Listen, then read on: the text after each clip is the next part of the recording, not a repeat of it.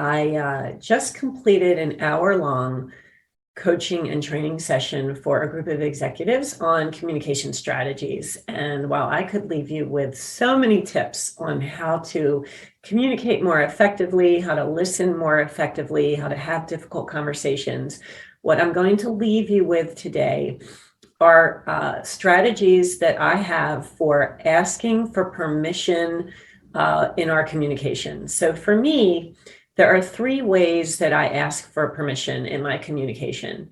The first one is I ask for permission to proceed. So if I'm calling someone and I want to connect with them, either I want to have a conversation with them or I want to set up a meeting, I say to them, is this a good time? And that really is asking for permission to proceed.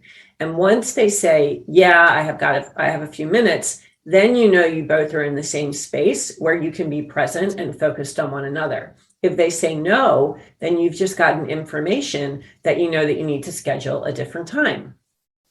The second way that I ask for permission in my communications is when someone is coming to me with an issue, and this could be in personal or professional life. It's happened a lot with my kids.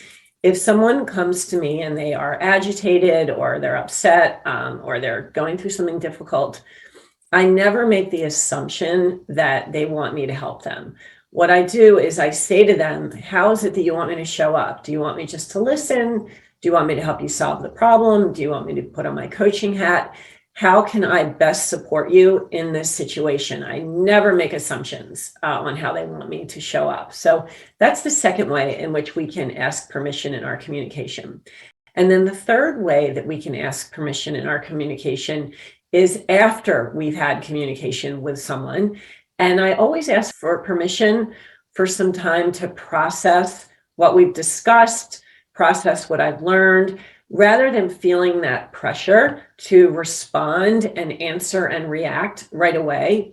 I always need some breathing room. So when I communicate with people, me personally, I just need some breathing room in our communication. I've kind of gotten out of the habit of immediately responding, immediately emailing. A lot of times, because I am a communicator and I love to speak and I love to write, I process through my communication and I'm aware of that about myself.